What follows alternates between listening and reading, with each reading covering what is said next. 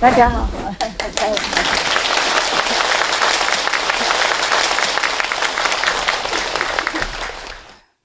Do you like to see some northern performance from United Korea? Yes. 多少 yes 举手。Shake hand, I mean right hand. Okay, good. Then I will invite them to come. They're from Pyongyang, okay? The dancing artist from Pyongyang. Pyongyang, you know Pyongyang? Do I have to tell you where? Here is Korea, okay? Seoul, Taiwan, Korea, Taiwan, Southern China Sea, Taiwan, Korea, Seoul, Pyongyang. Because the dancing artists troupe, you know, Pyongyang troupe, they wrote me a letter. Yeah. They say they are very touched that I like them, that I'm concerned about Korea. So they wanted to come to perform for me, free of charge. They even say that, free of charge. Yeah, normally very expensive to invite them, you know. They say free of charge. Oh, I never had anybody offer free of charge before. It's me always offer free of charge. So I was thinking maybe they should come on the Korean Peace Day, huh? Yeah. You don't have time to come anyway, so we, Taiwanese, we enjoy. 3 more weeks. 3 more weeks. Whoever can stay, you're welcome, okay, huh? They'll be very happy to come. Free of charge. Imagine that. Very famous troupe from Pyongyang. Want to offer me free of charge. The whole troupe, you know, the whole group. A lot of people. Yeah. Very kind people, eh? And we will see them, if you stay. If not, we only the Taiwanese enjoy everything all ourselves. Today, there was a joke on SMTV, no? The mother come in and say, you have to go to school now. He said, I don't want to go to school. Why do I have to go to school? He said, because you are a teacher. I felt the same sometimes. Why do I have to come here? Yeah. Thank you. Yeah. Yeah.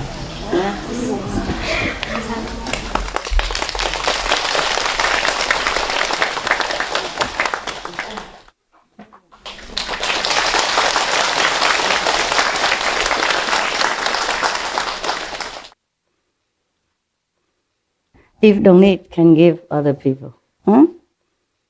If don't need, can give to other nuns and monks who need. Many monks and nuns need, but we cannot take care of everyone. I cannot. Sometimes I don't know them, sometimes I do. Oh, Mao 也来了啊，那个先生毛先生也来了，大家好吗？好久不见了啊。Okay, very good. By the way, is all the food okay? Yes. Really? Yes. Wow. Good? Not politely, tell me. Delicious? Okay. Brown rice. Oh, just brown rice? Vegan chicken? Stew? Salad? Fruit? Guava fruit? What else? Soup? Tofu? Pumpkin soup? If you're happy, it's good. Very happy. Salad also if for the raw people. If you need something special, you have to order in advance, okay? Because we don't live very near the city. It takes some time to arrange, to arrange people to go, arrange to buy, arrange to come back, and arrange to prepare for you. As the best is before you come, you already order, Say, okay, I'm special. Especially raw. I'm very, very raw. I cannot be cooked. OK， 好了，哎，哦，今天更多人哎，哦，师兄你也来了 ，Indonesia， 你怎么看起来一模一样呢？我看到你已经30年以前了，是不是啊？哎呀，你看他了啊？有没有人认识？只有我认识他。30年左右了，以前呢，我第一次看到他。是他请师父去印尼嘛，and now he look just the same. I mean, same age, just more pinky. Such a healthy boy. 还在做那个电影的生意吗？没了，退休了。OK. Before he owned cinema theater. Yeah, when I first saw him. Some 30 years ago. Look at him, my God. How old are you now? 40? Yeah, he looked like 40, 50, huh? But it cannot be, right? Can I ask you, how old are you? 83. 83? 哦，站起来给大家看看。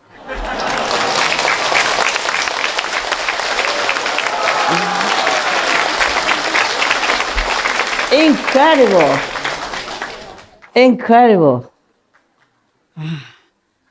不敢相信啊，32不 no， 不是38 83了，不是38 83了，哦，还是这么好，还住一样的地方哈。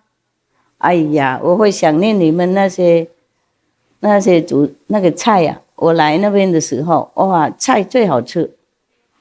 我现在想起来还喜欢的，哎，他们不晓得他们家人煮的好好吃，也不是什么很豪华的什么，就是那个口味刚好，很高兴看到你了，好久不见了，还有你们毛跟那个周生意都好吗？还可以哈，还不退休？还没。小孩都长大了就可以退了吧？Never mind， 那些是旧朋友了 ，OK， old friends， yeah, long time ago. This couple from Singapore and he from Indonesia. Yeah, give a good impression of their country. Lovely, lovely people. Okay, now we go to India. You like? Yeah, let's take a flight in our heart and flight, free of charge. Yeah. I was thinking of that joke. I also sometimes don't feel like going out to be a teacher. I can't believe being a teacher. You have to worry so many things. Before, when you see some master go on the stage or in the temple, they just go and sit and just talk leisurely. And you thought, oh, nice to be a master, yeah? And many people run around him or her, doing everything for them. Look like, yeah. How come I don't have such kind of life? I do everything mostly myself, and I have to organize many things. Of course, people are doing it, but I still need to organize, give instruction, where to repair, what to do, etc., and have to be on top of it. Like how many people can come now, or we have to be in Sihu. We have to organize buses. You see what I'm saying, and all that stuff, and have to organize over there too. A lot of things. Even this seems small thing, but all day just small things, nothing else. Yeah, and my dogs also. Sometimes change assistant, and the dog got sick. And until I check it out, they're already sick. Yeah, sometimes too late, and I feel sorry for my dogs that sometimes I just have to leave them for someone else to take care, and not everyone bring good energy or healthy kind of atmosphere, okay, huh? Even though you are initiated. And as you know very well, the past karma, the master power, delete. But the present karma, you must carry on. Otherwise, you cannot live. You must die immediately if you have no connection with the world at all. Yes. And because you're still connected with family, friends, and all kind of things, give and take in this world. So we have to carry on this short life for a while. Yeah, whatever we have to do, we have to do. But that's why we need the 5 precepts. That's why the precepts come in. Otherwise, maybe your karma in this life is already destined to be bad. Yeah? Then you have to rely on the master power also, but your own willpower, the precepts, to know what to do, what's right, what's wrong, so that you control yourself. Yeah? Then you take the destiny also in your hands to guide it with the master help into the right direction. So our life is better. Even though we cannot help the whole thing, but at least action don't do any harm, at least. Okay, now we take a flight to India. Yesterday, I was talking about the 4th meditation method with the 2 kings of medicine, plus the 500 other Brahman gods who are also helping with the healing process. Yes. Any healing things, any healing process or power mostly came from the 3 worlds, because it's a physical body, physical world. Yes, and they control them. That's why you see that yesterday is included 500 Brahma gods in there. Probably the 500 Brahma gods were also physically present because they probably incarnated into the world to help people, to help healing. And these 2 kings of medicine, they have been doing it life after life. Therefore, they have such a powerful healing technique or help to their patients. That's why you can see some doctors are good. Yeah, they have green hands. Some people, some doctors still graduate, same, maybe even excellence, great. But they don't have so much healing ability. I mean, a natural ability. Yes. Most doctors, they should not think of themselves as God, but the world revere them as God. Yes. The doctors should always pray before they heal. Yes. In India, there are such like that. I was invited into some doctors' houses. I told you already.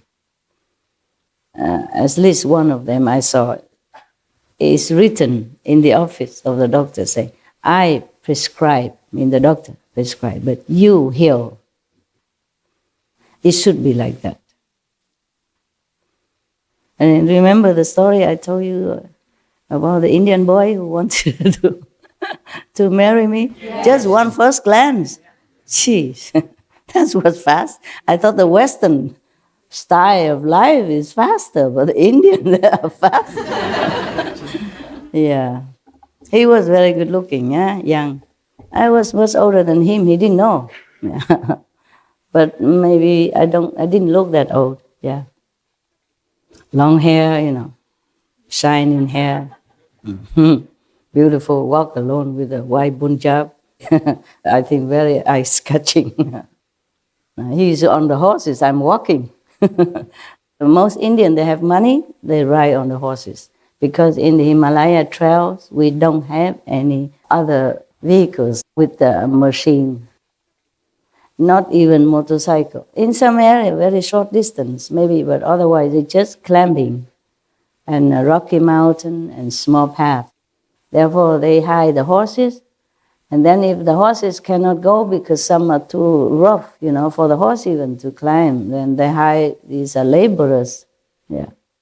These are rich people, they do that. But I was no rich. I walk all the time. And I walk alone, yeah. So it probably was eye-catching. So he's young, you know what I'm saying? Yeah. And then still invite me to the mother, huh?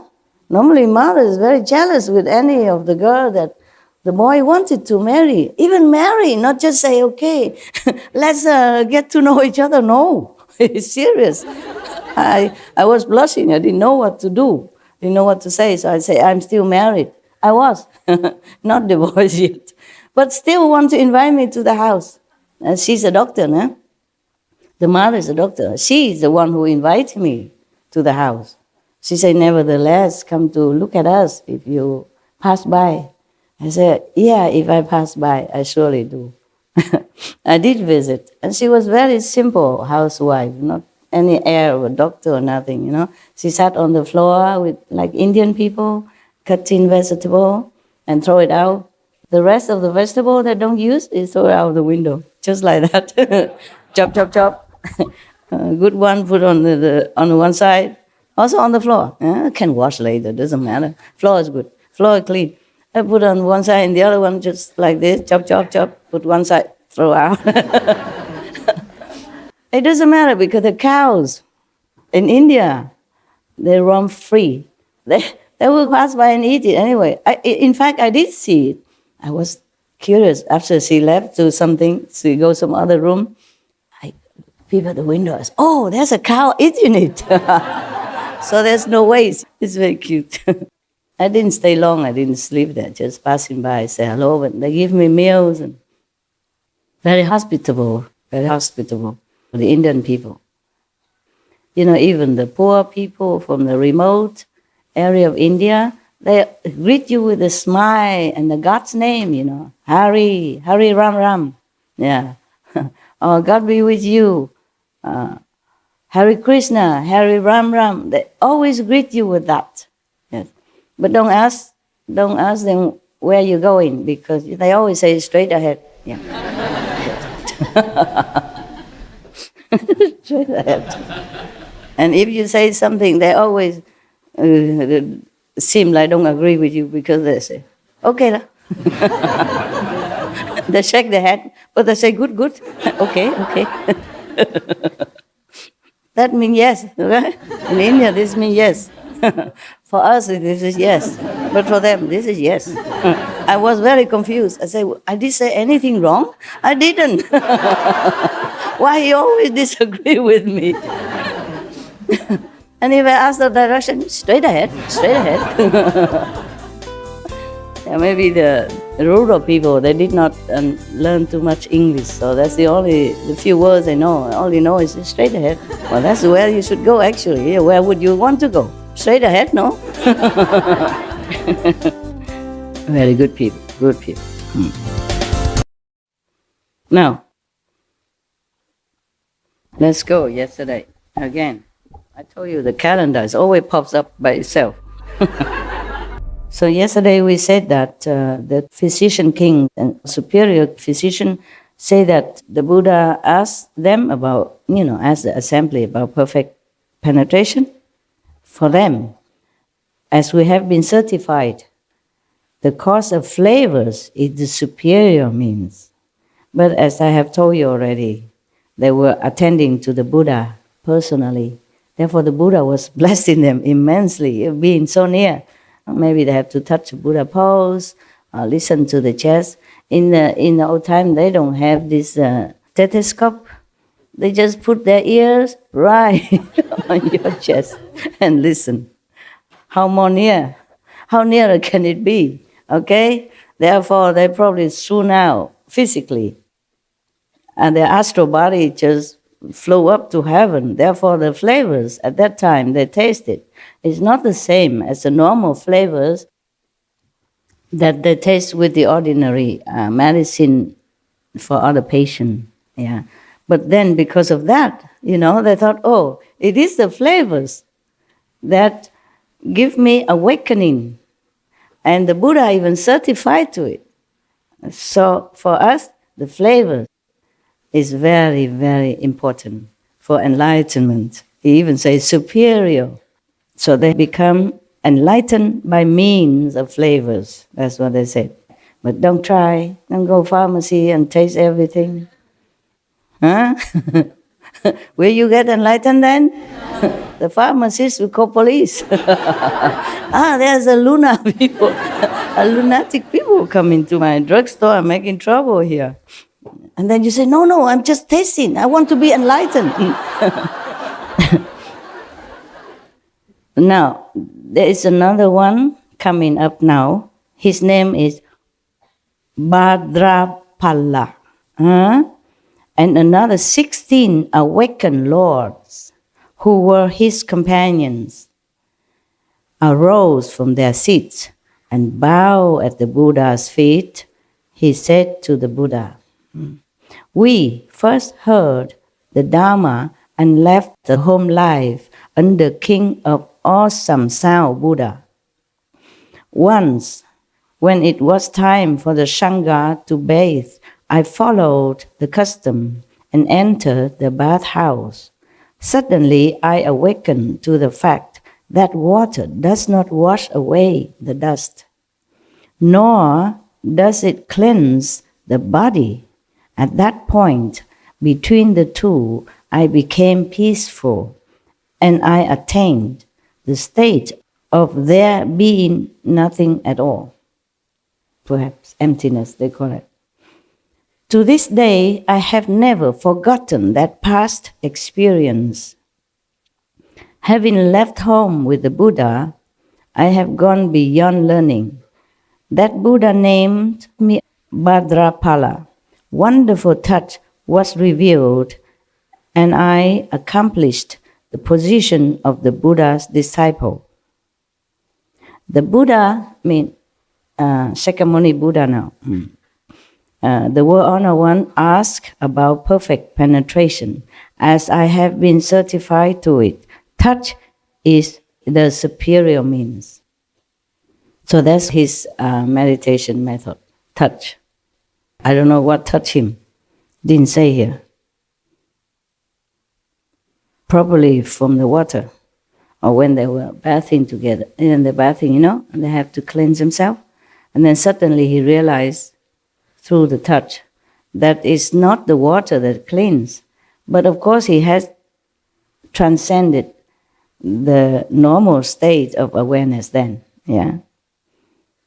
Otherwise, if you touch yourself all day long, you feel nothing, no? Do you feel anything when you touch yourself? Or even your brother next to you touch you? Try, touch anything. No, won't feel anything. Yes. Therefore, actually, if you want to read the sutras of the Buddhas or the scriptures of any religious order, you must be enlightened first. Yes, you must have more or less similar experience, of transcendental awareness. Otherwise, people, what? Just a smell of herbs and he became enlightened? Then I go smell the herbs all day long. Then I get enlightened quicker. He only take care of the Buddha once, and the herbs at that time only, or one time, and he get enlightenment. And this one is a touch. Did you see that anybody touch him here? He went to the bathhouse also. Suddenly I awakened to the fact that water does not wash away the dust, nor does it cleanse the body. Okay, between the two, he entered the state of not because of the water or not because of the touch, and then he realized that if he's in a bathhouse, I'm sure he was scrubbing himself, trying to cleanse himself, and that's how he became enlightened. So he thought it was the touch of the body, of the sensation that he awakened. It's not. It's just like everything else before us. So now we know. So that's another one, number 5, huh? We still have 15 or something to go. Now, this another Buddha great disciple, Mahakashyapa. He will be one of Buddha's successor later on. Huh? And you should know that. even though it doesn't mention here, okay, but I read elsewhere, it's different. So Mahakashyapa is one of Buddha's great disciple. And then another nun called Purple Golden Light Bhikkhuni. I explained to you yesterday already, Bhikkhuni means nun, but fully precepted nun. Bhikkhu is fully precepted, 250 precepts. Yes, if a novice, then we don't call them Bhikkhuni, yeah, we call them maybe Samini, Sami or Samini, yeah. Sami means a young boy, a new novice to come to become prepared to be a monk. It takes some time. And then Samini is a woman, lady nun, yeah, but not yet fully ordained, yeah. These are all Bhikkhu and Bhikkhuni, yeah, okay. I was also, I supposed to be Bhikkhuni, but don't look at me, don't question. I'm not that kind of Bhikkhuni. Sorry. Sorry to disappoint you. Maybe inside, the heart. But people don't look at inside. They mostly look at outside. They say, what? What? You say you are a nun? Oh, forget it. If you are a nun, then I'm a monk. Anybody would say that. Okay, never mind. It's just the way it arranged with the Maya, so that some people have to be screened out to begin with. Okay? I'm not allowed to just take in anybody the way I want. So the clothes is some kind of a screening filter. It's just like you have a screen door, screen window, filter out the small mosquitoes. This kind of screening, the screen door. Might as well, yeah. Because even some people already came and still cannot distinguish. Not to talk about people who did not even want to come because of the screen. Mosquitoes don't come because of the screen anyway. So, Mahakashyapa and Purple Golden Light Bhikkhuni and others, maybe some more, probably practicing the same method. Therefore, they all came together to tell the Buddha what they did or what they do. So they all arose from their seats, bow at the Buddha's feet, and said to the Buddha, "In the past Kalpa, in this region, I drew near to the Buddha named Sun Moon Lamp, who was then in the world. I heard Dhamma from him and cultivated and studied with him. After that Buddha's extinction, I made offerings to his sarira and lit lamps to continue his light." Do you know what sarira is? No, okay, I tell you. When some saintly people die, or in case this Buddha, any Buddha die, they will burn his body as a custom in India. And then whatever left over, solid substance, they will put it in a stupa. They build like a small temple and put the sarira in there. Yeah, sarira means the leftover from the Buddha's cremation. Saintly people mostly call it sarira. Okay, most of the Buddha's sarira has become very beautiful. It's not like ordinary people after burned, not much left, or just ash, or just some little crumbs of bones. Buddha's body condensed into some kind of jewel, 7 color of jewel. You know, it's like, imagine it's, okay, do you know moonstone? Yeah. You know crystal? Yes. It is so clear between the moonstone and the crystal. Some clearer, some not. And it's about this big. Bigger than my thumb. 2 thumbs together. About this big. Okay? and round and very beautiful color. People would put it in this kind of small stupa, they call it. Yeah. It's like a mini shrine. And mostly it's like triangle, yeah, and decorated, carved, sculpted beautifully outside. And inside they put the sharira. It's a relic. A relic, yes, a relic, that's correct. Yes. You Indian? Nepal. Nepal, similar, that's why they know a lot about it. All right then. So these two groups, the Bhadrapala group and other 16 retinue people, and also this group of Mahakassapa and Purple Golden Light Bhikshuni and others, they are retinues. They normally have their group, like he's a group leader. They have practiced already in the past, as you can hear that already, yeah? Are you okay? Your eyes are red. You didn't sleep well? No, I'm fine. I'm just very happy. You were happy and you cried? Oh, why are you crying? Pure tears of joy. Truthfully, I'm so happy. We are all so blessed. You're happy? So happy, blessed, spoiled. We love you so much. Of and course, we're really I'm your grateful. babysitter. I sit here. And you feel safe, and of course somebody take care of you. But you go beyond what's necessary, Master. And I can't hear you at all. What? you go beyond what's necessary, Master. And it's just really so Beyond the touching. duty, you mean? Yes. Okay. So I mean, this is like my now. duty. Yeah. All right. Thank you. Thank you. I'm glad you're happy. Okay.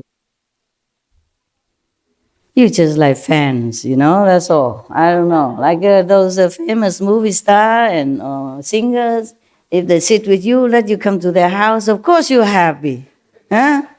Because even you're not coming to their house at all, you're not allowed to. You just stay in a big open air theater somewhere and you already hoorah, hoorah, hoorah. Oh. And here I let you in my house and entertain you every day. If you're not happy, then you must be crazy. I can understand that. Yeah. No, I guess it's different. I hope it's different. I hope you're not just my fans. Oh, whatever. Yes, I do what I can. I thought you didn't sleep well, your eyes red. So they practiced before, you see, in the past Kalpa, also in the same region where the Buddha Shakyamuni was at that time. They were practicing with the Sun Moon Lam Buddha, who was then in the world. At that time he was in the world. I heard Dharma from him and cultivated, and studied with him, etc., etc. And then after the Buddha Nirvana, she make offering to Sarira. And he lit lamps to continue his light. Maybe lighting lamps, normal lamps to offer to the Buddha. Or maybe she meant that she continued to teach people because she said she lit the lamps to continue his light. So I guess that she was kind of continue his teaching lineage. Yeah. Otherwise, the normal light cannot be Buddha's light, nah? That's what I guess. Okay. From that time on, life after life, my body has always been perfect and has shone with a purple golden light. The Bhikshuni, purple golden light, and others make up my retinue. And we all brought forth the resolve for Bodhi at the same time. So that was their story. Yeah? She continued. I contemplated the world's 6 sense objects, change and decay. They are but empty stillness. Based on this, I cultivated extinction. Now my body and mind can pass through hundreds of thousands of kalpas as though they were a finger snap. Wow. Meaning time has no control power over this bhikshuni and her retinue. So that was the talk from Mahakashyapa, introducing also purple golden light bhikkhuni at the same time, also telling the Buddha what practice he has been doing. That was in the past kalpas. And imagine, they remember everything from the past kalpas. You remember anything from yesterday? What did you eat yesterday? Not even that, yeah. Well, congratulations. Your memory is extraordinary. Extraordinarily low. So that's what they do, you see? So based on the emptiness of mental constructs, I accomplished a hardship. The World Honor One says in the Shakyamuni Buddha, because they stopped from one Buddha to another, so I have to tell you which Buddha that they were saying. Before there was his past Buddha, master, and now he talked about Shakyamuni Buddha. So the World Honor One says that I am foremost in Dutta practices. Wonderful Dharma brought me awakening and understanding, and I extinguished all outflows. The Buddha asked about perfect penetration, as I have been certified to it. Mental constructs are the superior means. What is mental constructs? Anybody can explain to me? Philosophy? He's been telling you all this and now you don't even know what mental constructs are. What then? No? Don't know? Oh, okay. You pretend again. Make trouble for me. Then I don't have to explain. Just no mental constructs. That's what it is. Actually, because they have nothing to do with us anymore. No? We could also read through to see how many methods the Buddhas, monks and nuns have been practicing all that time. He said that he contemplated the world's six sense objects, that they change and they decay, so they are just empty. Based on that, you see, he cultivated extinction. So now his body and mind can pass through hundreds of thousands of kalpas as though they were a finger snap. Don't know. What if I say I also don't know? Okay? What? What does that mean? He's using his intellect, his mental power to observe the sixth sense. You see that we know. Touch, smell, taste. What else? What else? Okay. So he's using his intellectual power, mental power to analyze this. And it's also a kind of contemplation, concentration. Thus, he became enlightened. People use different faculty to be enlightened, okay? Yes. Even sometimes practice the same method. Therefore, people has different experiences inside. Just like you, brother and sister, I teach you one method, but some of you have different experiences. Some, have experience outside, obviously, or some benefit of some kind, and some go inside, see different worlds, different dimensions, etc. So this is what he did in order to get enlightenment. Therefore he said to the Buddha, mental constructs are the superior means, because he think or the sixth sense object would be deteriorated someday or another, but the mental capacity would still remain. Yeah. Therefore he said that his body and mind is belonging to the mental domain, yeah? So he say he still have it. And his mind can pass through hundreds of thousands of kalpa, as if with a finger snap. All right. So he think, if you use the mental power, the mind power, then you can be enlightened. Just be more observant, more concentrating, using the mind.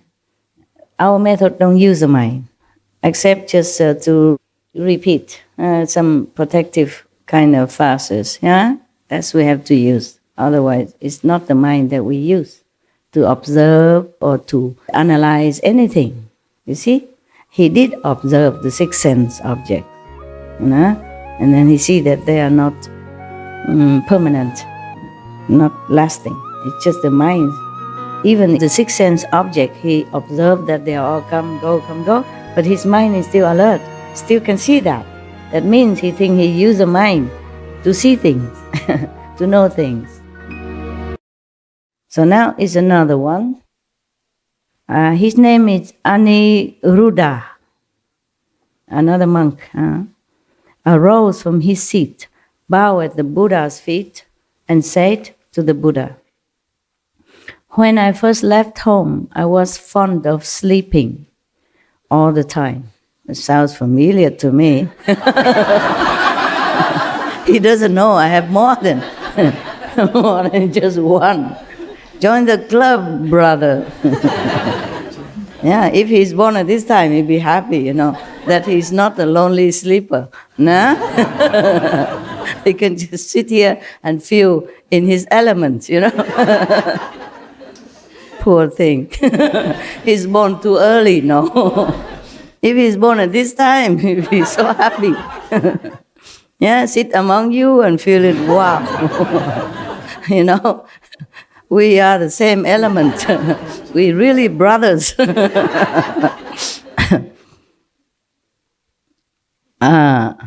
The thirst-come one scolded me.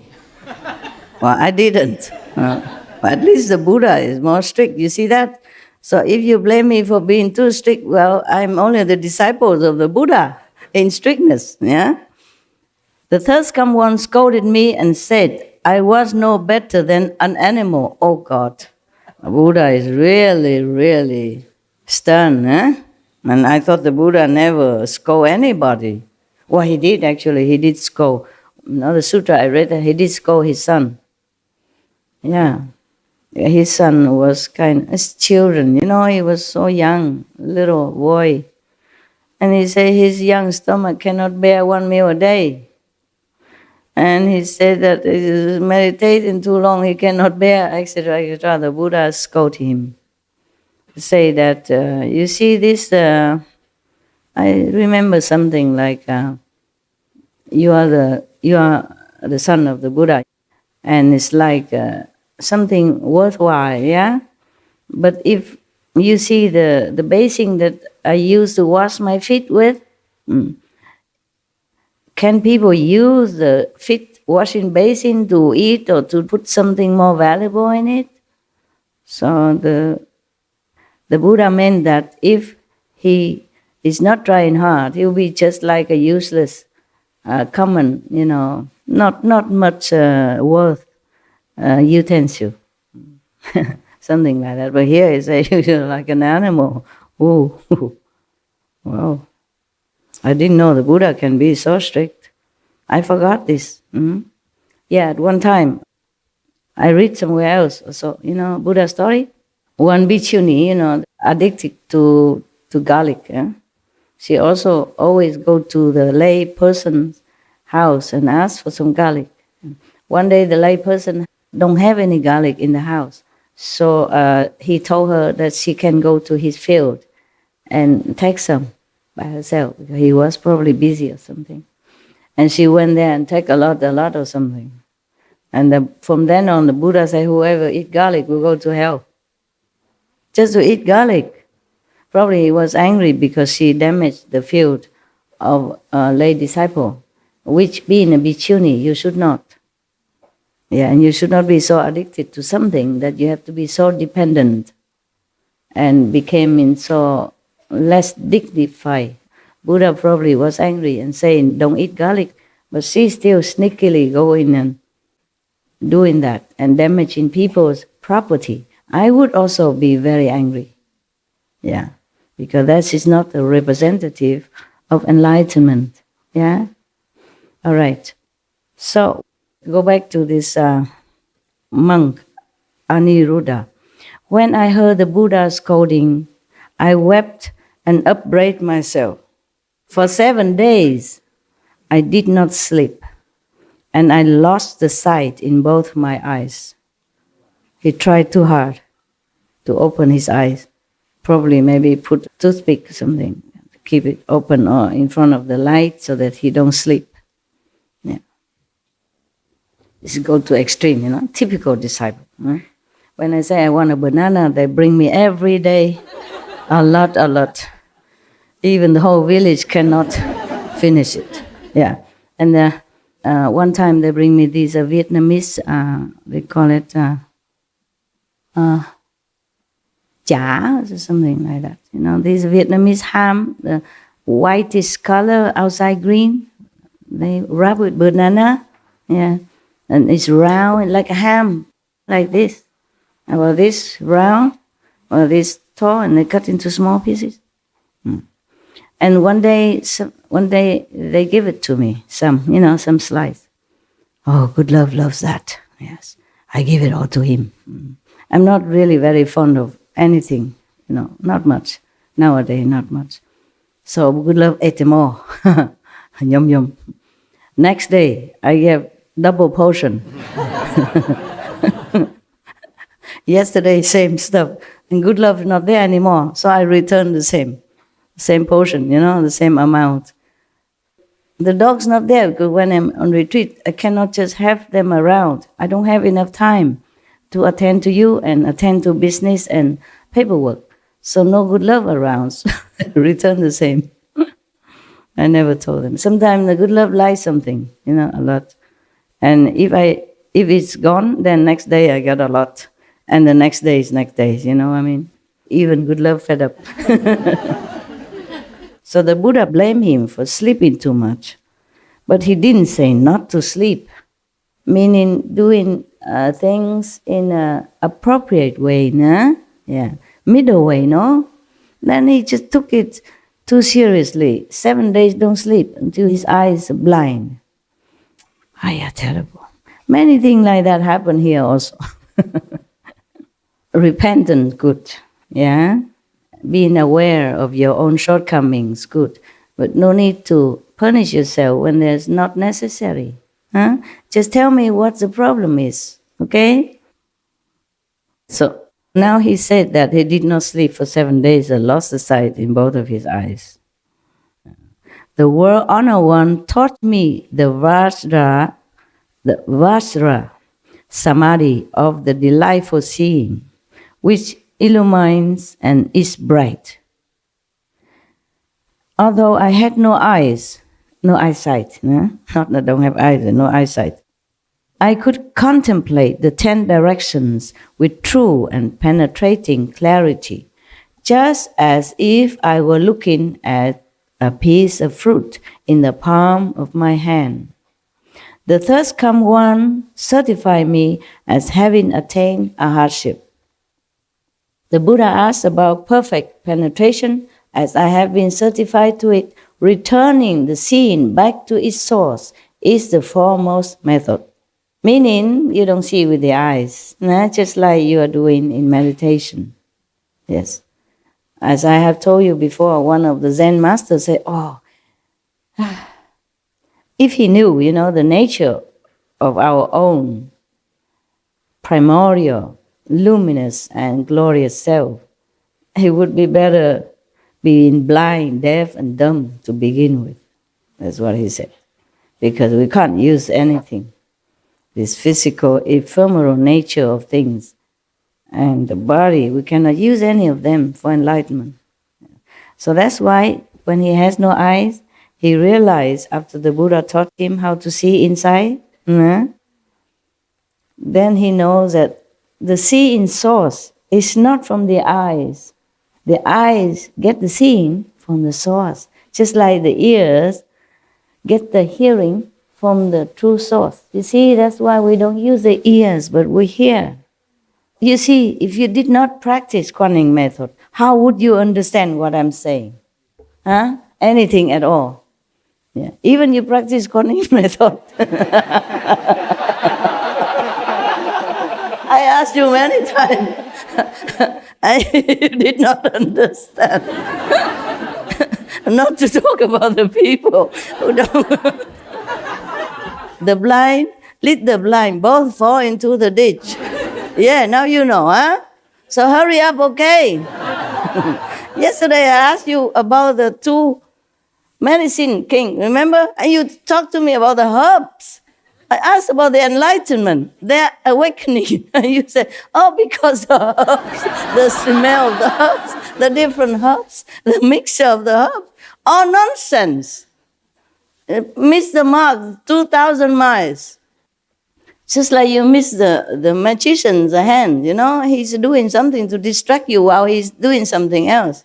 That's why you don't see where the pigeon come from, or where his handkerchief come from, or where anything else come from. Yeah. Just the quickness of his hand and the distraction skill. Just like, this is a joke everybody knows, that before you go and learn medicine, the professor teach you to put your hand in some patient's feces and taste it. Yeah. And he did that. The professor put his hand in the patient's feces and tasted it. And he told every student to do it. They did it, yuck. But he said, you stupid, you should have observed. I put this finger, but I taste this finger. Observation is everything. That's what he said, the professor. You don't know this joke? This is very famous with all the medicine, the school. She said, you should observe, man. Observe. Observation is everything. This finger, but I touch this finger. And they all do the same finger.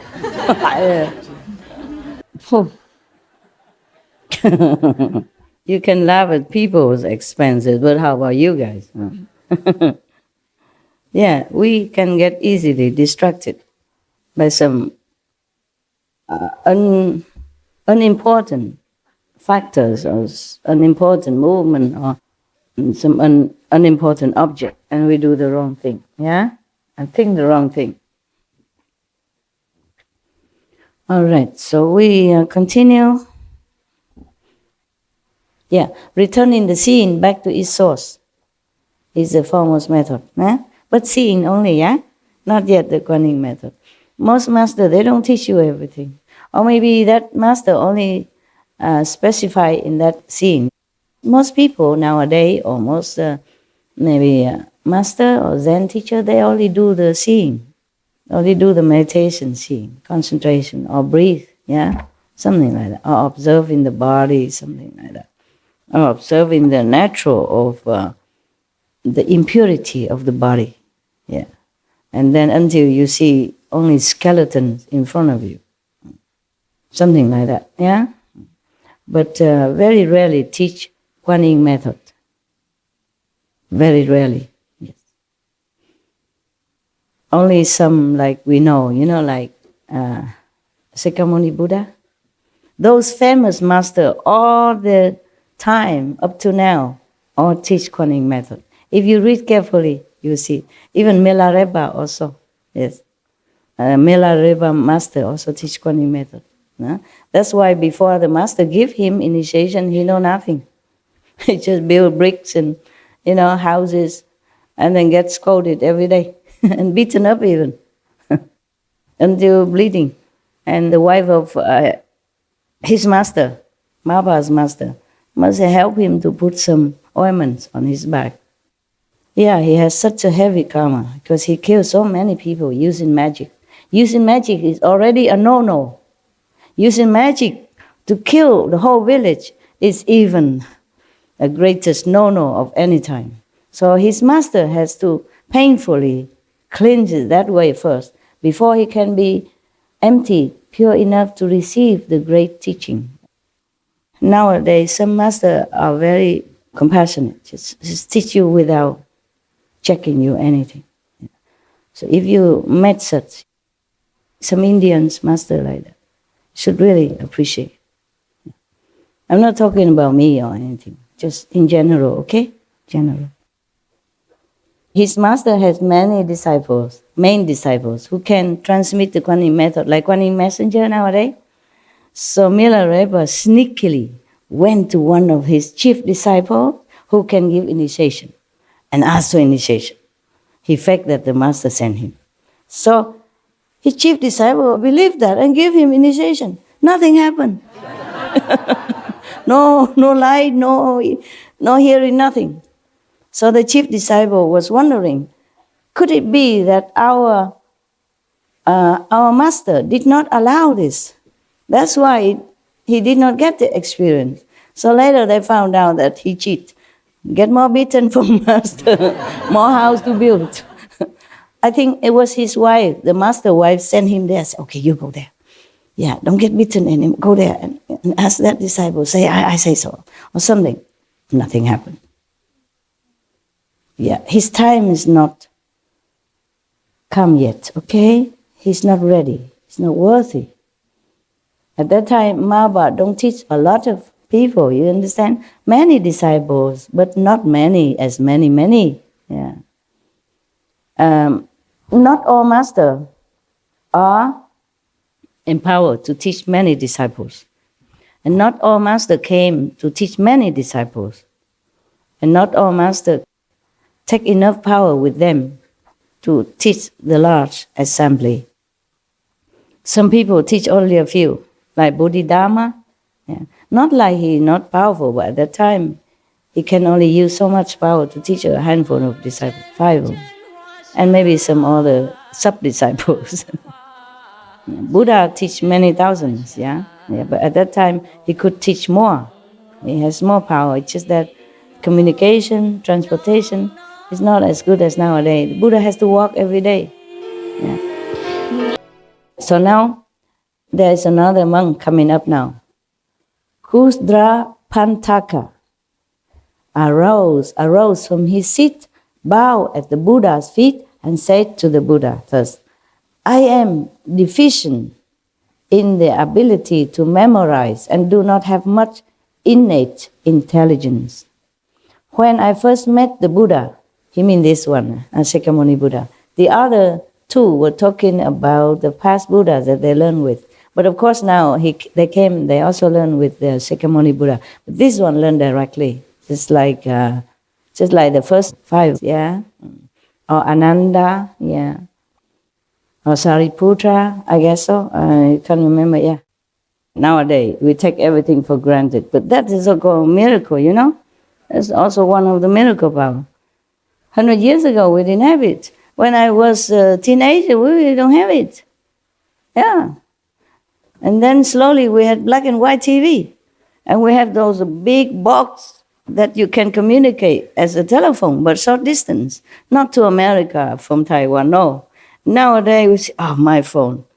How come it's not working enough? You know, I have to buy a new one, you know, new new product, yeah? Or new iPad or iBox or whatever that is. Oh, man. You know, not enough that there's an number 6, you know, iPhone number 6. Have to buy number 7. Yeah, new coming. Yeah, stay in all day, all morning, all night in front of the eye office in order to get some eye, new eye, the first eye, you know, and then boast about it. Oh, I got the first 10, top 10, whatever, yeah? Remember, you know, right?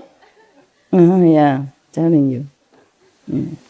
This is not good enough. Must be more. More I. Yeah, my God. We should be thankful every day, you know, really.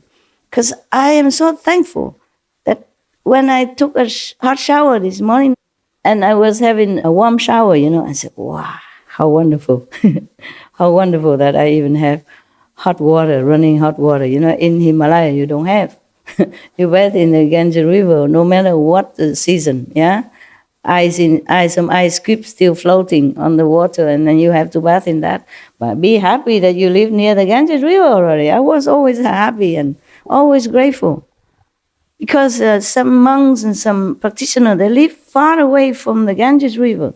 To go down the cliff, you know, and have to carry water up to their cave, which is on top of the mountain.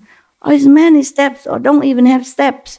You have to find your way, and it's not that easy. The path is full of loose stones and rocks. You could, lose your life anytime. And I stay in Rishikesh at that time, which is very near the Ganges River.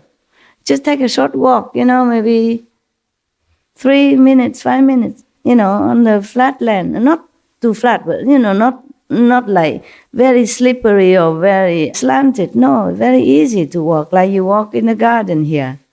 And go to the river and take a bath, wash your clothes and hang on the rock. And then it dry in no time. India, very hot. It dry in half an hour. Or maybe half dry, and then you can wear already. And then when you walk back to your mud house, mud room, it dry completely. No need spinning machine, nada. I love that kind of life so much. I wish I could go back there. Just rent a mud house. It costs like a gift, Costs a few rupees. It's not even $1. Because over there, they don't try to make profit. They make everything cheap for the pilgrim, yeah? They're so spiritual. Even the business people, they're so spiritual. They make it so that they don't lose money only, yeah? And gain very little bit to continue and to repair the house. They don't think of business. Everything there is very comfortable. If I go there now, with not much money at all, I don't even have here, but I could live forever there, truly. The Indian people are wonderful. Nepal also similar region people, they're wonderful. Yeah. And come to talk about it, why don't I just go there? Why dream about it? Why don't go back there? Yeah, there are some mud house you can rent, If not, I just live outside. And now I even know how to take care of myself. I can even afford a tent. I can afford the bus and the horse so that I don't even need to carry. When I was alone, I can't afford it. I have to sell in or get rid of things because I'm alone and I can't afford to carry a lot. If I go to India and I have an ashram, you can also come, I don't know. See where life takes me because I really love that type of life. And I can meditate as much as I want. Evening I climb to the roof. It's flat, mud roof, flat. There's no ladder. I was so good. Now I cannot do that. And at that time I just climb up like nothing. There's some little hole in the mud house, and you just use your toe to grip on it and then come up. Nowadays if you pay me, I won't dare, Truly, at that time I was kind of invincible. I do anything, go anywhere. Drink dirty Ganges water from the downstream on the lowest area where the lepers living up there, on top, higher up. Nothing happened to me. Has a big fever, going to Bodh Gaya in summer, when the heat hit you, like you could not even walk. You walk like this. Like you're climbing the big hill. And it's only flat road, but it's so hot. Even Indian people don't dare go out. I was so naive. I walk in the noontime because I'm eager to go to see Bodh Gaya, where the Buddha sit under the tree, the Bodhi tree to become enlightened. I was eager. I did not know time or no sun, nothing. And I walk, and it seemed like you carry a mountain and walk up another mountain. And the big typhoon were blowing you down. That heavy. Oh, I just walked like crawling, like this. Truly like this. Very, very effortful. And then I got a sunstroke. Got sick. After I seen the Bodhi tree, fine, I go back. But somehow there is a little temple. And they give me congee, rice congee and vinca tofu. And I recover. And then I go to see another garden where the Buddha preached.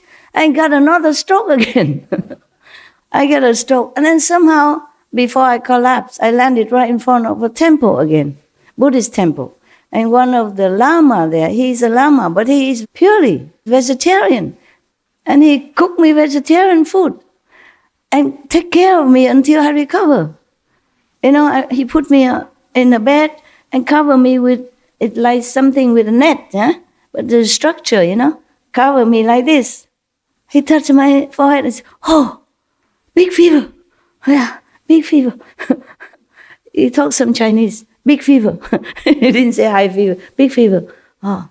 And then he cooked for me vegetarian. I said, "Is all this vegetarian?" He said, "Yes, I'm vegetarian myself." And later, when I was first in Taiwan, I sent him some vegetarian food from Taiwan because he didn't have much there, but such a big heart. Yeah. In front of us, I don't know what is a deer park garden or something, I forgot.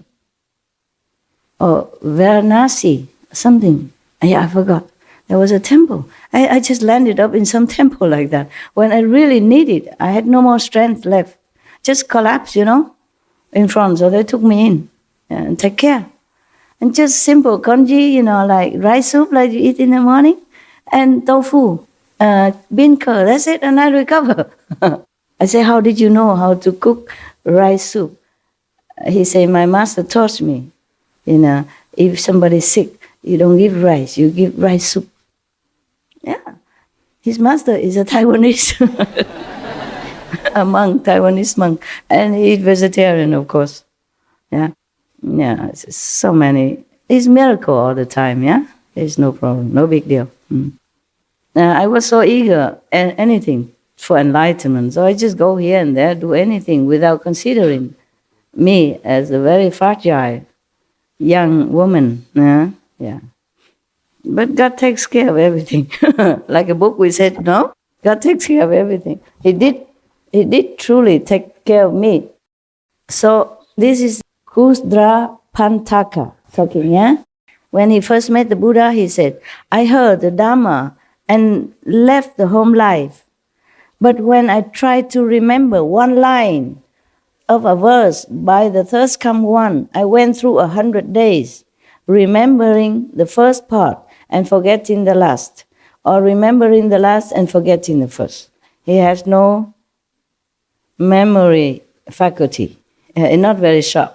He tried very hard to remember what the Buddha said. Yes.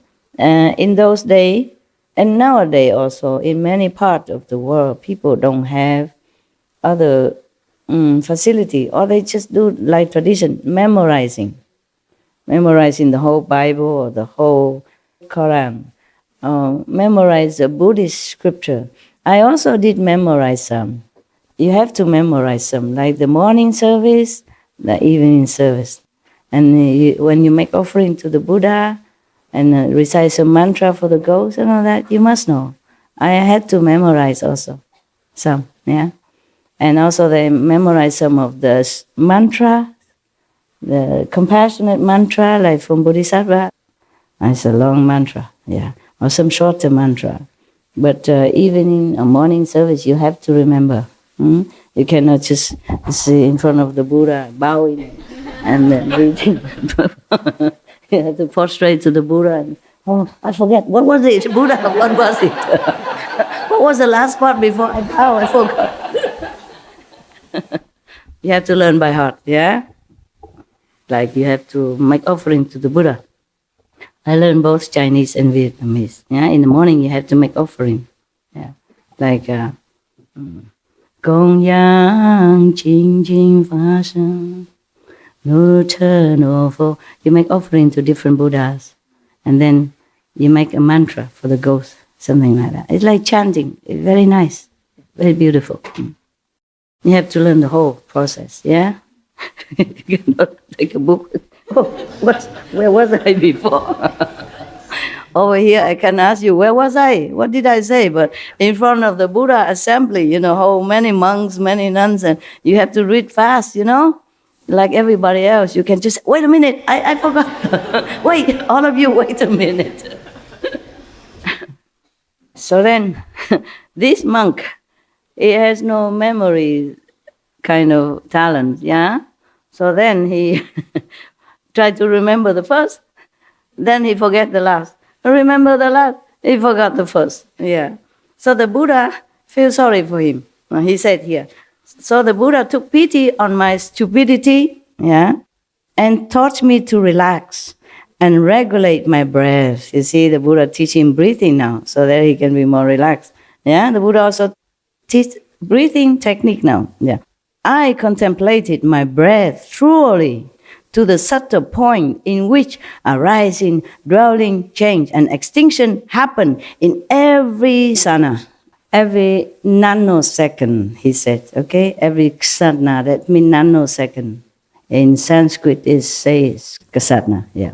But he realized every nanosecond that because he contemplated the breath thoroughly, yeah, until to very subtle point, so that he see the arising, dwelling, change, and extinction happen all the time in this world or the other world. Yes, every nanosecond, something new arise, something change, something exists, destroy every nanosecond.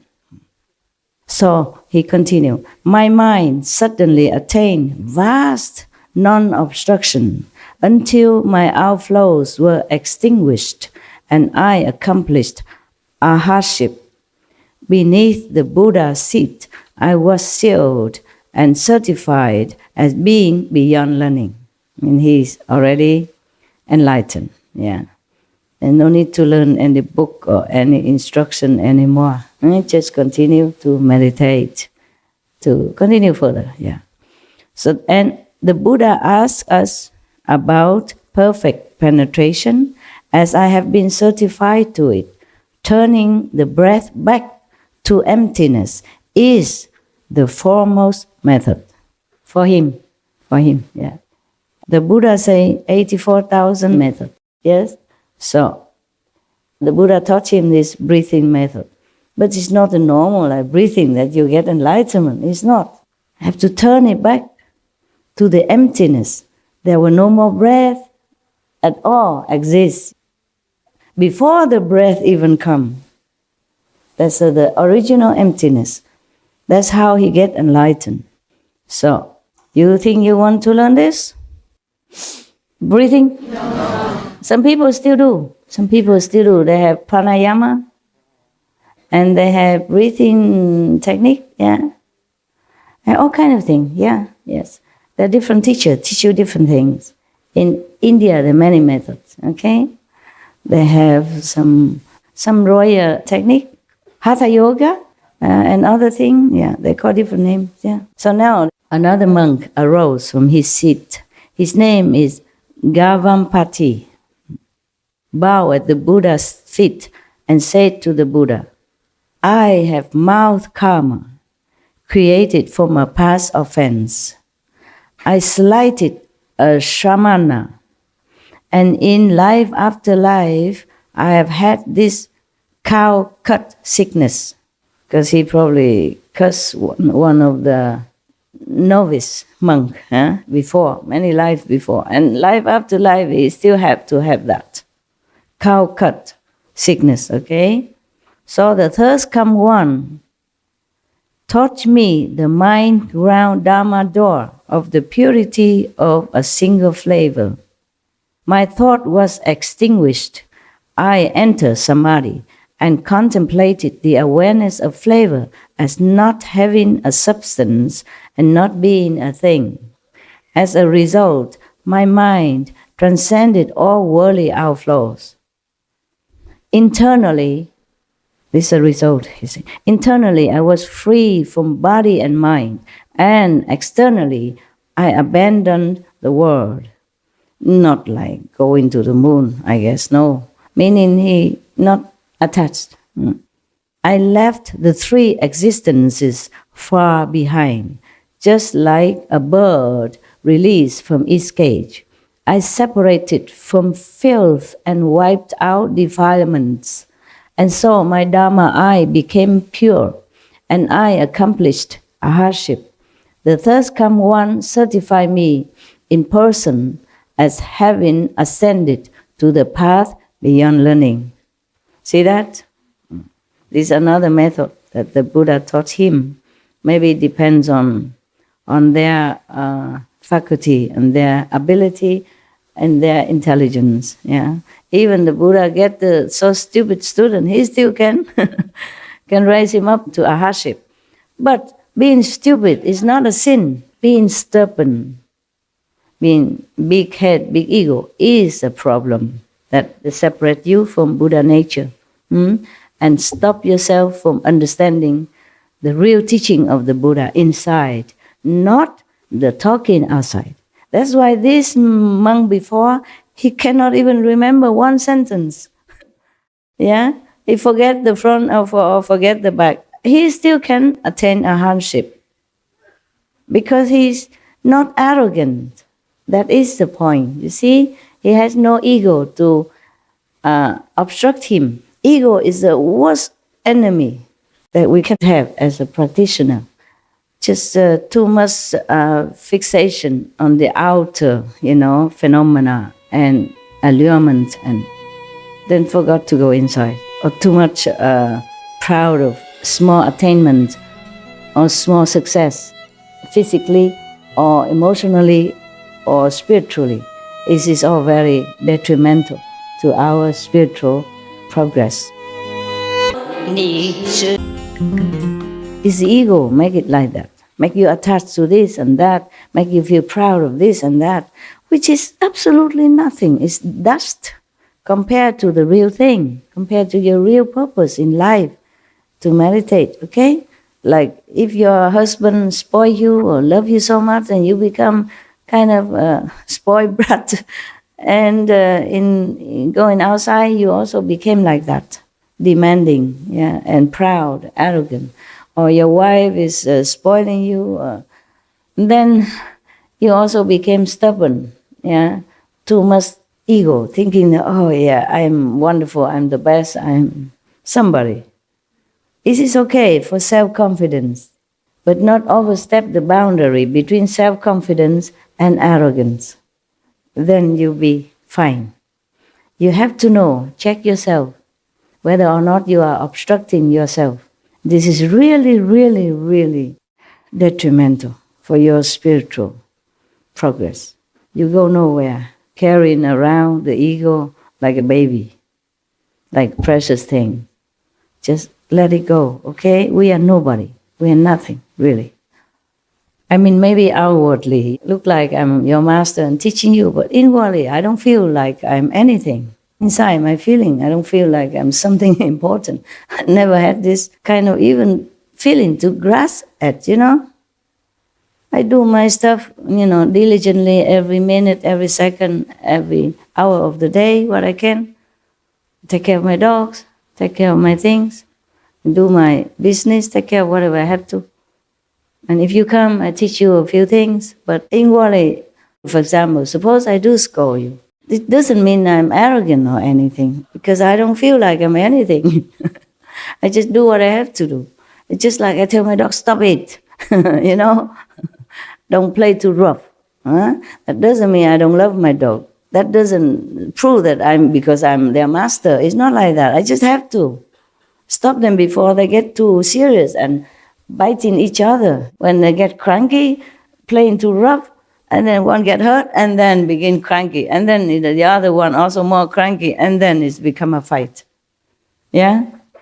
So I have to stop them then. I say, stop it. I do something to stop them, not to continue so roughly that it escalate into some more serious problem. That's all. Not because I'm their owner. I don't feel like I'm owner of the dogs or anything. I just have to take care of them. It's just situation. Make it like that. It's just like if I teach you, I tell you something, it's just necessity. Not because I think I'm a master. Not because I think I have the right to do that. It's just automatic. It's spontaneous. So love doesn't always mean smooth talk or nice treatment. So get it quite clear. But don't pray that I scold you either. If all of you here come and ask me to beat you up, scold you, then what else would I do? Then we can forget the whole Suragama Sutra or any sutra or whatever. Yeah, just beating, scolding, beating, scolding, beating, scolding. Hundreds of thousands of disciples, scolding, beating all day long. Like Marfa, Milarepa's master. Like what? Like how Milarepa's master was beating his His disciple. He is only one disciple. there's thousands. Look around you. And they haven't not all come here yet. Not all of them are here yet.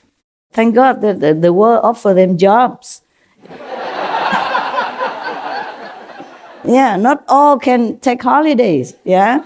And thanks God that some women and some men do marry them. Can't get rid of us, Master, Yeah. but you can at least get rid of some. Yeah, get rid of some. Yeah, through jobs, through marriage. Children, thank God they also have children.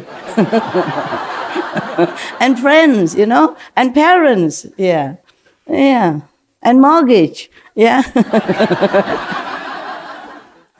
And car to pay, Television, machine, all these are keeping them somehow. Yeah, otherwise how do I manage? Now we go back to the Buddha's business. Another man come called Gavampati, okay? And he has a problem with the mouth. It looked like a cow cut, cow mouth.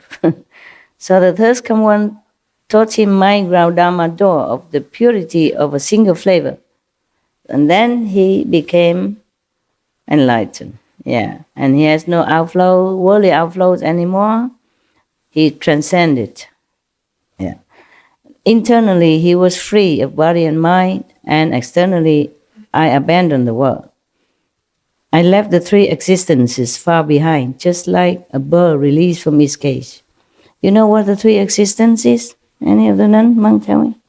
Thưa sư phụ, ý nói là vượt khỏi tam giới. Yeah, good. So he had transcended the three worlds, liberated. Okay? Yes. The three worlds is always destructible, perishable. Above the three worlds is a more permanent, okay? Not destroyable. From the fourth level already, yeah. So he feels like he's away from everything that is worldly, filthy, and not pure. Yes. And he became a heart.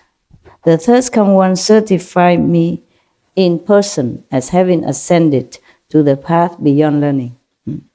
The Buddha asked about perfect penetration, as I have been certified to it. Returning flavor and turning awareness around is the superior method. What returning the flavor? And turning awareness around. Turning awareness around. The same like what you do every day.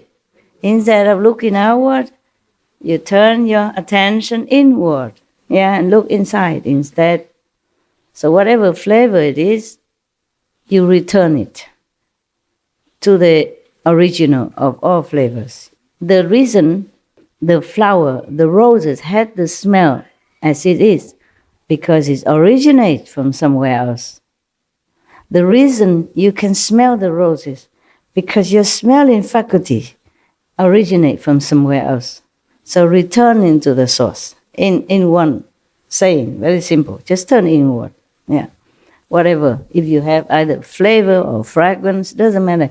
If once you turn your attention inward, then you're in samadhi. You're free, flavor or not, smelling fragrance or not. That's what it is. The secret is turning inside to the real world, not the physical illusion world here that we have. Similar, then they all turn inward by one method or another. It's just that you wait and see why we have to practice Kuan Yin method, okay? The punchline is still coming, yeah? Wait at the end. Now, there's another monk coming now. There's a monk named Pilidavasa arose from his seat, bowed at the Buddha's feet, and said to the Buddha, "When I first left home to follow the Buddha and enter the way, I often heard the thirst come one explain that there is nothing in this world that brings happiness." Is that true or not? Even if it brings a little temporary happiness, we pay a lot suffering afterward. Nah? Like romance, for example, beginning, how nice and hot and whatever, and then after a while, it's bitter taste and suffering, crying a lot, blah, blah. It's very difficult. Once you enter this kind of very narrow love relationship, and you just be kind of locked up in there. And you suddenly you became jealous of anybody. Any woman go near your boyfriend, you feel like a potential threat. Any man go near, you feel like it's a potential danger to your relationship and your love, for example. And then if the husband or the wife or the boyfriend or girlfriend that day somehow did something, this is not to your liking, you say, I knew it. That must be that woman. I know it. That must be that man. It's like that. And it becomes more and more narrow and more bickering, more sorrow, more possessive, instead of happiness.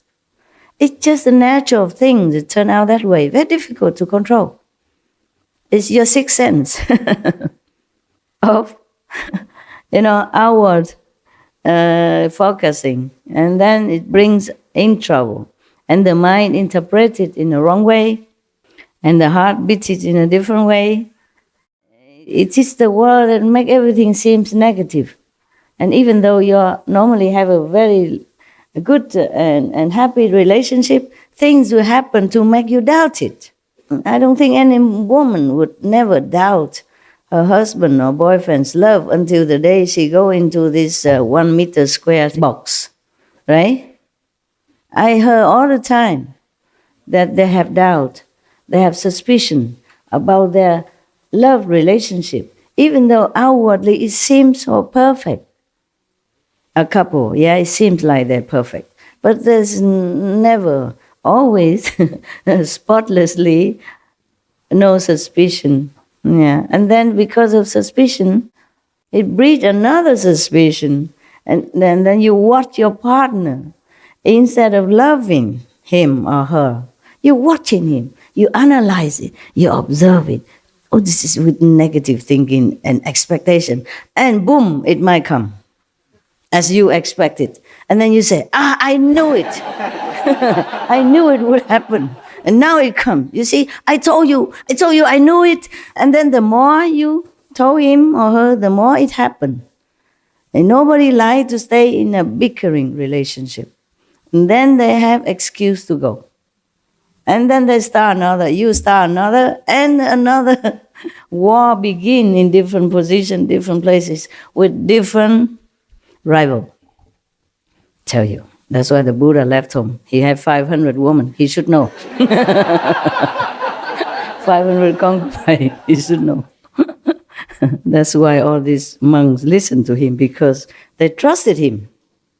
If the Buddha, who has 500 wives, doesn't know, who else would know? So you got to trust him and be a monk. Be single, No wife, no woman. Trust him. Be monk like him. So that's why 2,000 monks always surrounding him, not wanting anything else, not wanting woman or anything. Even Ananda was already captured by a most beautiful woman and experienced artisan, of that time, most beautiful, and have even the Brahma mantra, the most powerful charm mantra of all time. He was already captured and trapped in there. Even then, he prayed for Buddha, please help me. I just want to be a monk. Believe that? Because they trusted the Buddha. The Buddha is full of experience, not just in heaven, but on earth as well. So all the monks never waver, Maybe that's what it is. Maybe that's why they all became monks. Even though being a monk is not easy.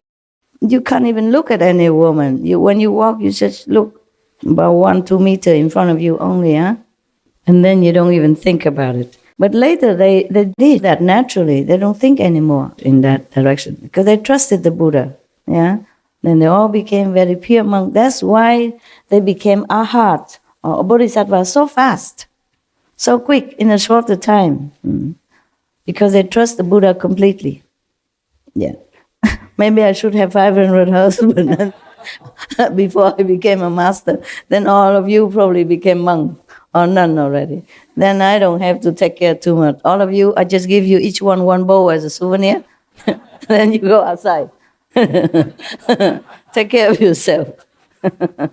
And maybe bring some back to me. And now I have to take care. Tell the kitchen do what? Build a kitchen for you. Build a place for you to eat and worry about the rain that might fall into your cup and become a soup instead.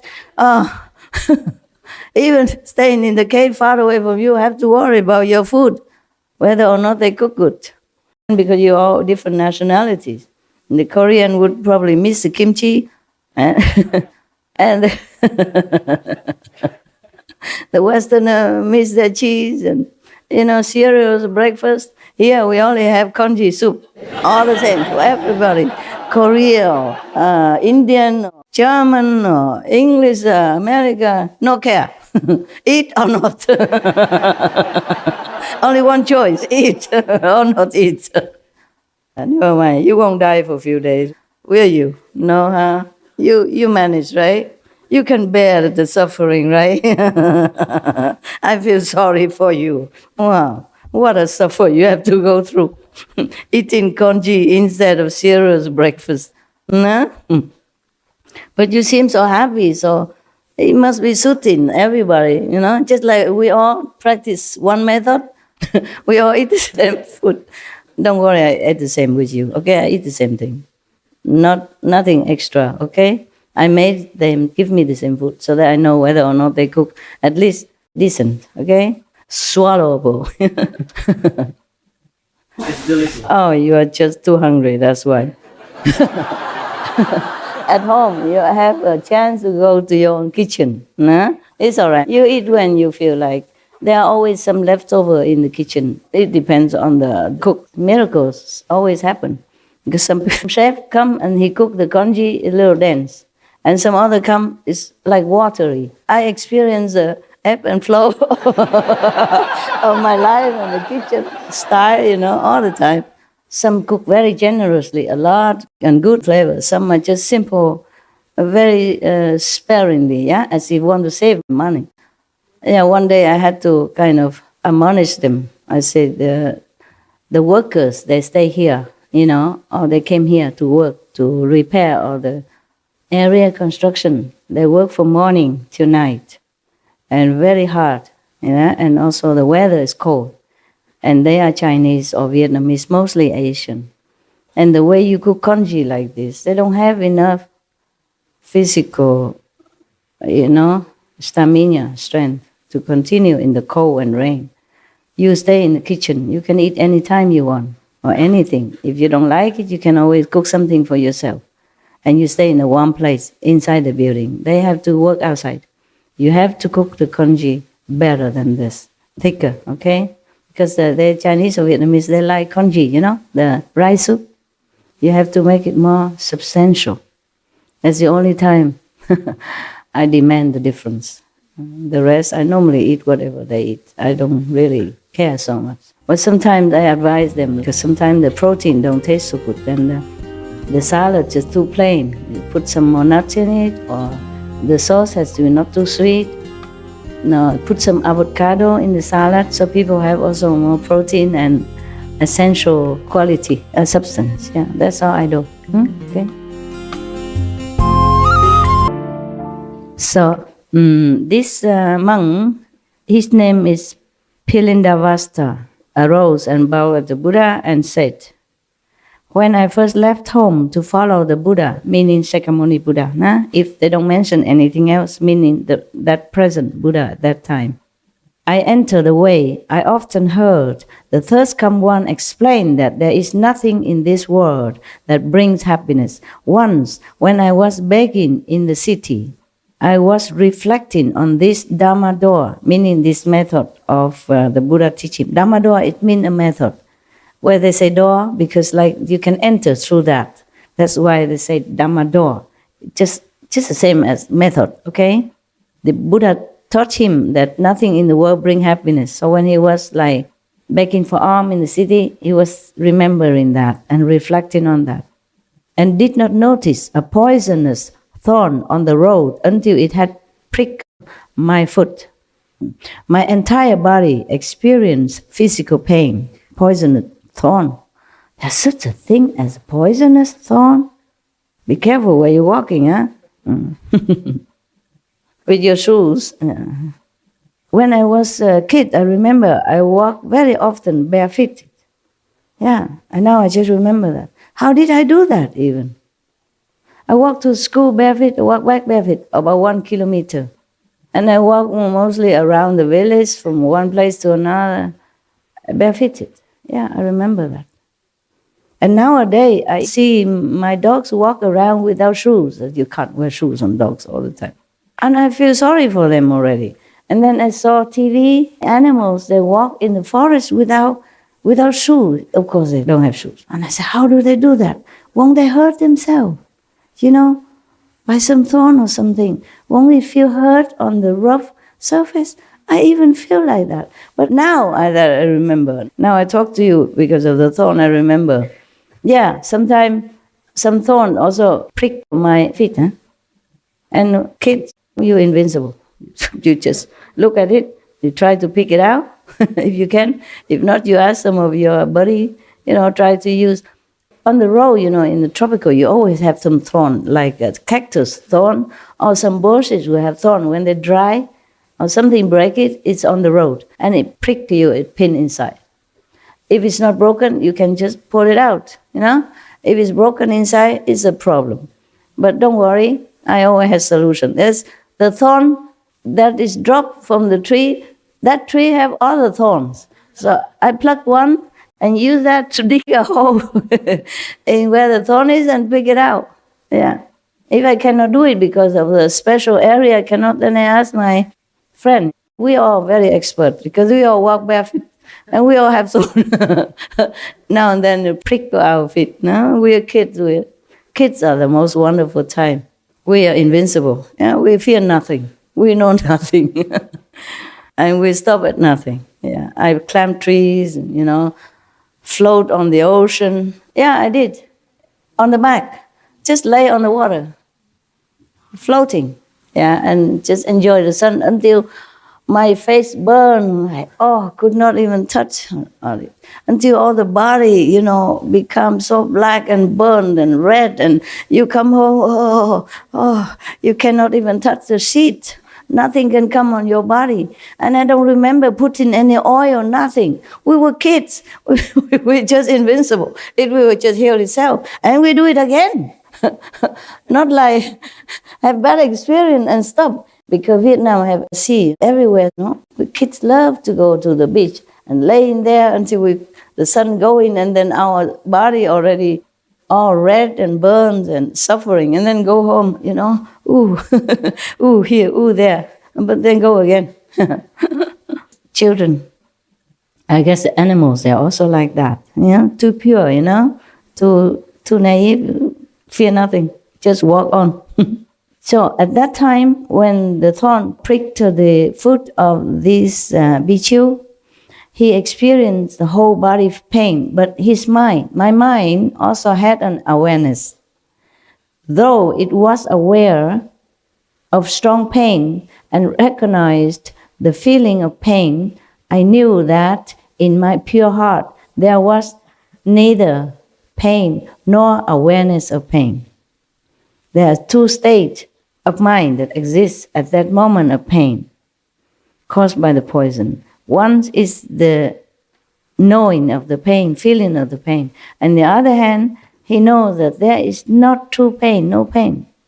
Because normally when you have pain, you would just focus on the pain and you say, yeah, and then you cannot bear it and you try to, do this and that to take care of your pain or to try to ease your pain, but you don't have another awareness that nothing happened. Yeah, that your real self has no experience of pain or damage or any trouble of any kind. So because he was in samadhi, he was already thinking of the method that the Buddha taught him. Therefore, he was already in samadhi while he was still walking. It's just like I told you yesterday, I'm doing some job walking, but I don't see things. I don't see the way it is. I see in the purity of my mind. Yeah, heaven told me that because you are so pure. That's why you see that so far the way you think it should be. And that because your soul is up, you don't see the whole world, but see a part of it only. That's what heaven explained to me. Because when I came back to the physical, the mind don't capiche anymore. So I have to ask heaven, okay, what happened? So the Bhikkhu continue. Pilindavasa continued, I also thought, is it possible for one body to have two awarenesses? He was asking himself. Having reflected on this for a while, my body and mind were suddenly empty. Not like empty, but he's in samadhi. He don't feel the body anymore. Just like some of you sometimes, or even you leave the body and look down and see, oh, who's that? You sitting there, whoa. So old and crumpled. When you outside of your body, you are younger, vigorous, and happy and beautiful. And when you're a little bit older, you go out of your body, you look down upon yourself sitting there and say, who is that? Whoa. After 21 days, my outflows disappeared. I accomplished a hardship and received certification in person and a confirmation that I had realized the level beyond learning. And the Buddha certified him. So the Buddha asked us about perfect penetration. As I have been certified to that, purifying the awareness and forgetting the body is a superior method. Through that, he attained a hardship. Okay, purifying the awareness and forgetting the body. Can you do that? No. Maybe he don't feel this every day. But he attained to the ultimate of this goal, and then he can return to it on any time he wants. It's not like every day he go find a thorn, prick his body, fit himself just to see if the pain cause him this awareness again. It's just like some of the monks before, they have the awareness of secretive and pervasive at the same time. This monk also experienced the pain, but no pain at the same time. Well, this you must have. Even I have. Sometimes I have trouble or sorrow, but on one hand I know there is nothing can affect me. Very clear. As clear as the nose that I see on the chocolate face. Like that. Your chocolate brother. It's very clear like that.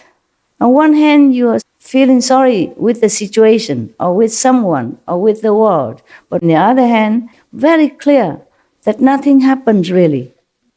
Understand what I'm saying? Yes. All right, I hope.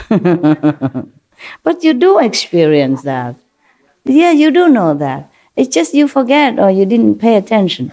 Pay attention to your progress, okay? So that you know that you progress. And that encourages you to continue. That knowing that you go the right path. That's all. Not because we try to collect experience like medals or like trophies. Okay, we should know where we are and where we're going. The calendar. Super. Iron woman, right?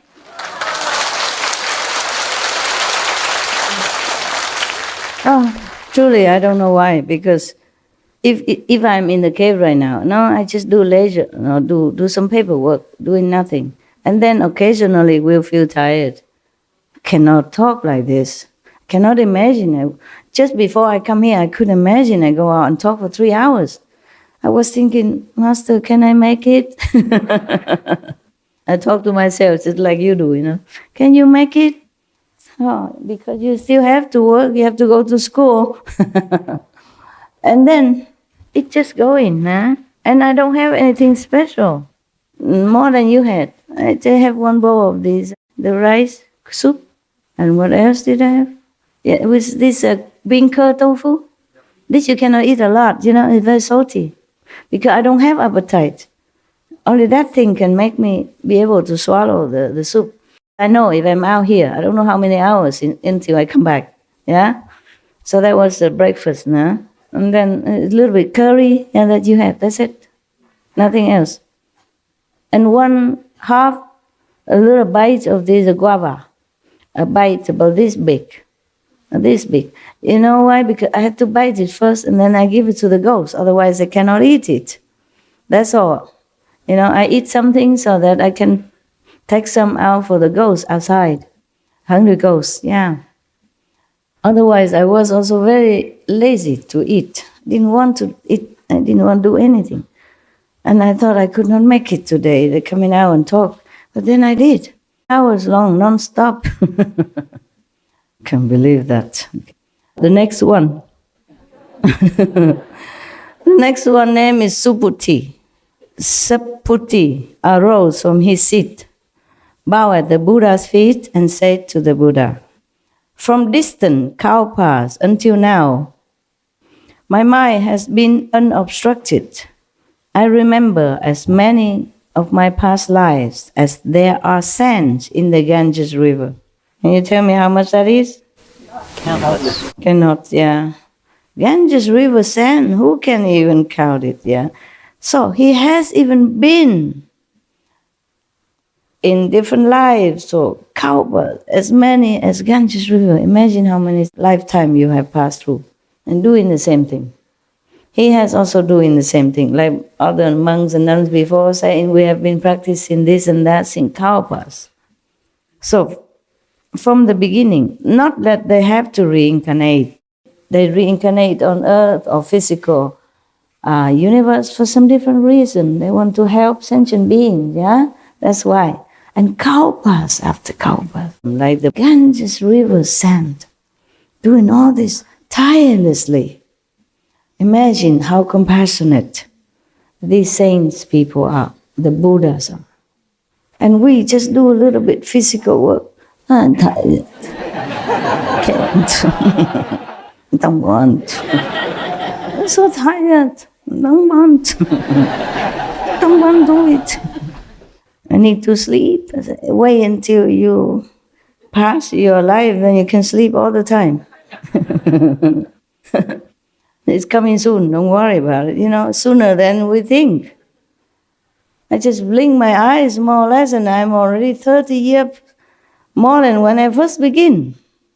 It seems like only a number, but you know, it's etched in your body and make a real difference, yeah? So now this Bodhisattva Saputi, feeling like from the beginning in my mother's womb, he even know that.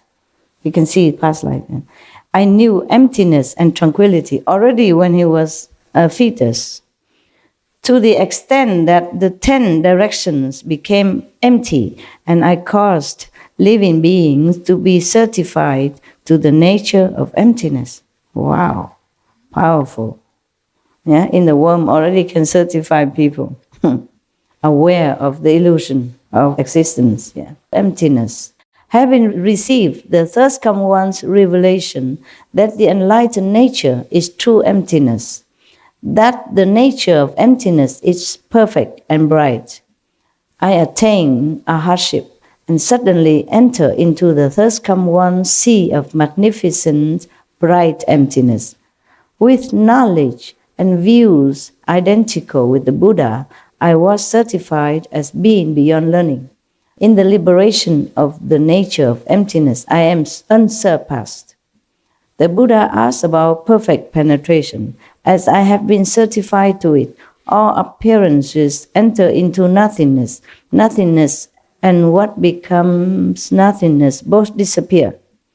Turning phenomena back to the void is the foremost method. What mean the void and what mean emptiness? They're the same, okay? They are the same. Void or emptiness the same. But not emptiness as the emptiness like you all leave this room and the room become just void of anything. It's not like that. Because he said here that the enlightened nature is true emptiness.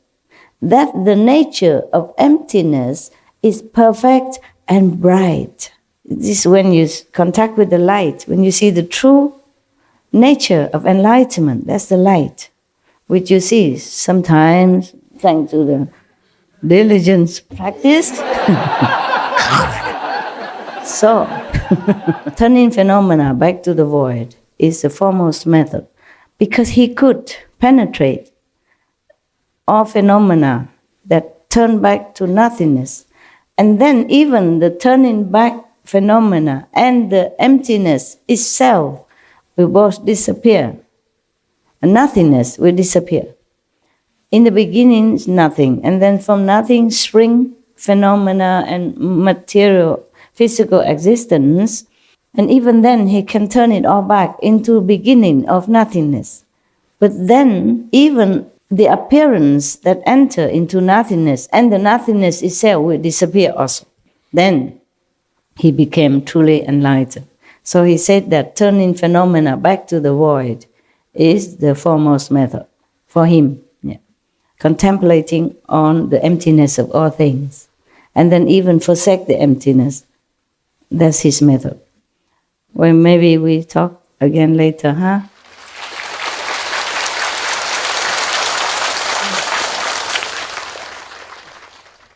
So, Sariputra will be the next. Huh? I mark it here. When you hear the name Kuan Yin Bodhisattva, then you know the calendar is almost end, because she has a big calendar. So we have 15 more. We had 10 already. 25 Bodhisattva will tell you different methods of cultivation. I don't blame you if you leave me. You have too much choice. Spoiled with choices. Okay. Monday, breathing. Tuesday, flavor. Wednesday, emptiness. Thursday, void. And Friday, touch. Saturday, Sixth sense. the sixth sense. And Sunday, take a rest, right? Even God have a holiday on. Take a rest on Sunday. Okay. Lucky God. Yeah? I don't have a break on Sunday.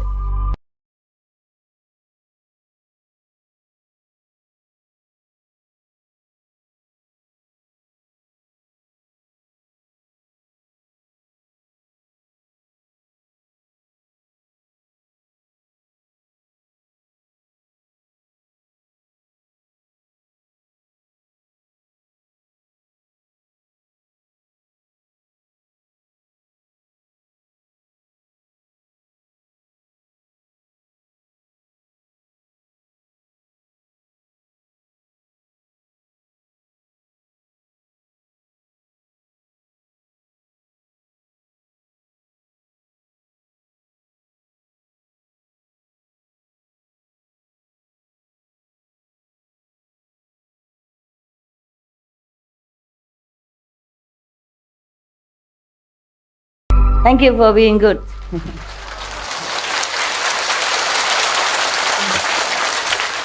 For being attentive. Yeah. Apparently, at least. Yeah. So lucky to be best. Okay, bye-bye.